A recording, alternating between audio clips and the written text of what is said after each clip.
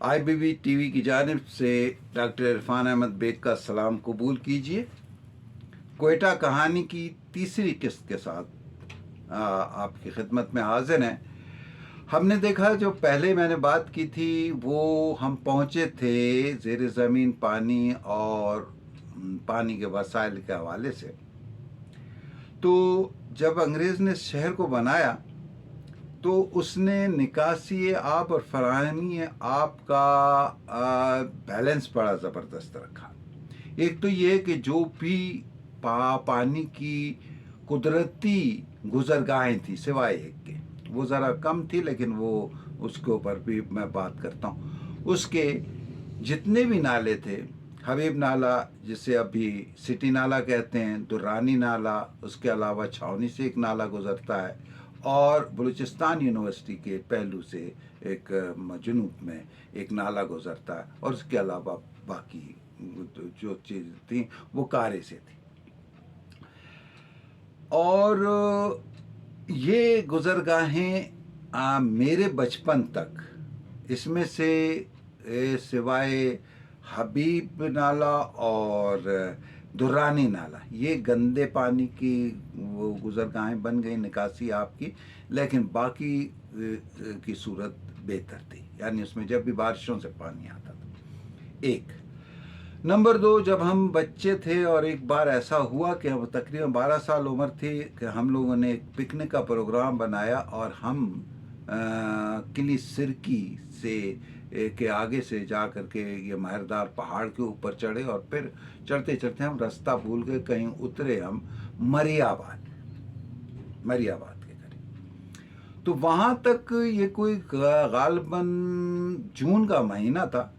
तो चोटियों पर इसके बर्फ़ थी और इसके ऐसे दर्रे जहाँ पर जब हम मरियाबाद के और उसके करीब से उतरे तो वहाँ पर ढेर लगाए हुए थे बर्फ़ के, जो कोयटा शहर में कुल्फ़ी बेचने वाले, आइसक्रीम बेचने वाले थे, वो वहाँ पर सर्दियों में जाके जमा कर दिया करते थे और पूरे साल वो बर्फ़ चलती थी। दूसरी चीज़, उस पानी को बैलेंस किया था कारेज़ों के पुराने निज़ाम से। वाज़ेह है कि कारेज़ों का निज़ाम दुनिया के मुख्तलिफ़ इलाक़ों में, लबनान और फ़लस्तीन वग़ैरह में भी है और अफ्रीका के भी कुछ इलाक़ों में ये 2500 साल पुराना निज़ाम है।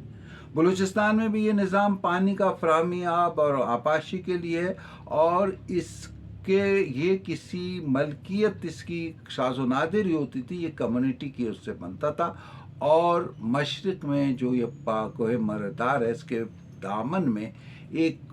मदर ट्यूबवेल यानी मादर कुआं और फिर उसके चश्मे एक सुरंग बनाते हुए आगे आते थे 20-20, 25-25 फुट के फासले पर, और वो रफ्ता रफ्ता उसको उस सुरंग के अंदर जो नाली थी पानी की उसको ऊपर उठाते थे। और ये तकरीबन जाइंट रोड के बाद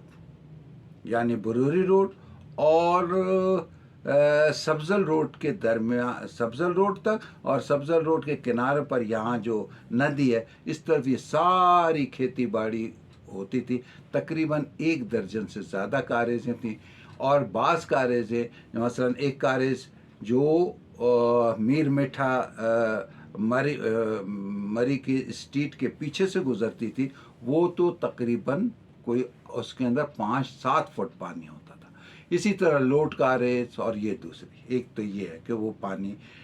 को निज़ाम को उन्होंने वो नहीं किया। दूसरा ये कि अंग्रेज़ ने इजाज़त दे दी थी 1885 में नेशनल कांग्रेस पार्टी बन गई थी, 1906 में मुस्लिम लीग पार्टी बन गई थी, लेकिन कोयटा के अंदर AGG के हवाले से किसी को इस तरह की सियासी सरगर्मियों की इजाज़त नहीं थी। यहाँ तक कि 1935 से पहले यहाँ पर कोई अदबी सरगर्मियाँ वगैरह भी कोई नहीं कर सकता था, बड़ी मुश्किल से इजाज़त वगैरह मिलती थी। एक दूसरा ये कि कोई आदमी बग़ैर इजाज़तनामे के सरकारी उसके कोयटा में दाखिल नहीं हो सकता था। सिब्बी के ऊपर ट्रेन को रोक लिया जाता था और बाकायदा हर आदमी की صحت کو دیکھا جاتا تھا کہ اس کو کوئی بیماری تو لاحق نہیں ہے، اور پھر ایک خصوصی اجازت نامہ جو اس کو جاری ہوتا تھا، اس کے تحت وہ مقصد بتا کے کوئٹہ آتا تھا اور اس کے بعد وہاں سے رخصت ہو جاتا تھا۔ کوئٹہ شہر کی تعمیر میں جن لوگوں نے حصہ لیا تھا، جو پنجاب سے آئے یا مرکزی ہندوستان سے آئے، جس میں ترکھان، راج، دوسرے مزدور، لوہار، درزی اور دھوبی وغیرہ، یہ سارے کے سارے جو تھے، ان کو چھاونی اور کوئٹہ شہر کے مختلف علاقوں میں یہ آباد رہے، جبکہ کوئٹہ شہر کے مقامی جو لوگ تھے، جس میں جو بلوچ اور پشتون تھے، وہ جو صاحب حیثیت تھے، انہوں نے اپنے اعلیٰ رہائش بنائی، اور باقی جو ہندو یہاں کے آبادی میں تھے پہلے سے، یعنی صدیوں سے آباد، وہ ہندو جن کے خاندان کوئٹہ آ گئے تھے، وہ یہاں پر آباد ہوئے، اور زیادہ تر کاروبار انہی لوگوں کے پاس رہا۔ ہاں، ایک بڑی کمیونٹی جس نے شہر کے اندر بہت بڑا کام کیا اس کا، وہ پارسی کمیونٹی تھی۔ ایران چونکہ نزدیک تھا اور وہ ہمارے یہاں پر آئے۔ ہم اگر ذکر کریں کہ بڑے بڑے رقبوں کے جو ان کے مکان تھے، جو اب پٹیل باغ کہلاتا ہے، یا آپ ریلوے اسٹیشن کے سامنے جو ہے مارکر کا ہاؤس دیکھ لیتے ہیں، یا جنا روڈ کے اوپر پارسی کالونی ہے، اور جنا روڈ جو اس زمانے میں برس روڈ بعد میں کہلاتا تھا، وہ جو ہے اس کے اوپر بیشتر دکانیں، کاروبار اونچا، یہ ایک طرح سے اب اس میں ایک تنوع تھا، آبادی میں بھی، مذہبی اعتبار سے بھی، سکھ بھی تھے، ہندو بھی تھے، عیسائی بھی تھے، مسلمان بھی تھے، اور بلوچ، پٹھان، اور پھر جب شہر آباد ہوا تو ظاہر ہے کہ اس کے اندر جو تعمیر اور اس کے لیے ہزارہ کمیونٹی کے لوگ بھی آئے، اور مشرق کے علاقے میں وہ پہاڑ کے دامن میں آباد ہوئے۔ یہ شہر اپنی پوری حسن، خوبی اور مزاج کے ساتھ، لیکن یہاں پر کسی کو سیاسی حقوق، آئینی حقوق، جو جس طرح سے دوسرے ہندوستان کے صوبائی علاقوں میں تھے، وہاں نہیں تھے۔ AGG، agent to the governor general, اس کے ماتحت رہتے تھے، اور یہاں پر ان کے لیے جو بڑے بڑے بنگلے بنائے گئے، چاہے وہ سول آفیسرز تھے یا فوجی آفیسر تھے، ان کی شان، ان کا رہن سہن، ان کا انداز، اور جو معاہدہ طے کیے ہوئے تھے، جس میں شاید پورے صوبے کی 5% اراضی جو تھی وہ ایریا میں آتی تھی، یہاں جہاں برٹش کا اپنا قانون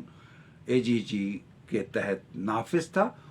اور B ایریا میں مشاورت کے ساتھ جو ان کا جو جرگہ سسٹم تھا، اس میں قطعی وہ نہیں، تاکہ خود کسی نزدیکی برٹش ایریا کے اس میں اگر کوئی بات ہو تو پھر وہاں پر بھی بی ایریا میں وہ مشاورت کے ساتھ، اور ان کے مخصوص قوانین جو معاہدے ان کے طے ہوئے تھے، اس کے حوالے سے وہ بات ہوتی تھی۔ یوں ایک اچھی ایڈمنسٹریشن کے ساتھ کوئٹہ کے اندر زندگی رواں دواں رہی، اور یہ سلسلہ جو ہے مستحکم تھا، لیکن یہ ہم کہہ سکتے ہیں کہ اس میں آزادی، جمہوریت، یا ایسی تنظیمیں بنانا، یا یونین، اس کی انگریز نے قطعی آزادی نہیں دی تھی، اور اس کے اوپر ایک خاص کنٹرول تھا۔ شاید اس کی بنیادی وجہ وہ کوئٹہ کی اسٹریٹجک کو تھی، کیونکہ یہاں سے چمن 140 کلومیٹر، یہاں سے سبی 140 کلومیٹر، یہاں سے نوشکی تک 140 سے 145 کلومیٹر، یہ اسٹریٹجکلی ایک ایسا زبردست مرکز تھا جس کو اس نے بڑے سوچ سمجھ کے یہاں پر، وہ پرانی اگرچہ آبادی تھی تھوڑی سی قلعے کے پاس، یہ جو چھاونی میں قلعہ ہے اور قلعہ کانسی وغیرہ، لیکن نئی آبادی کے لیے ایک جدید شہر، ایک خوبصورت شہر جو اس نے بنایا، اس میں یہ محدود تھی آزادی بھی اور ایسی سرگرمیاں بھی۔ یہاں پر ہم آج اس تیسری قسط کا اختتام کرتے ہیں۔ انشاءاللہ میری آپ کی زندگی رہے تو آگے پھر اس کو چلائیں گے اور چوتھی قسط کے ساتھ عرفان بیگ آپ کے پاس حاضر ہوگا. شکریہ.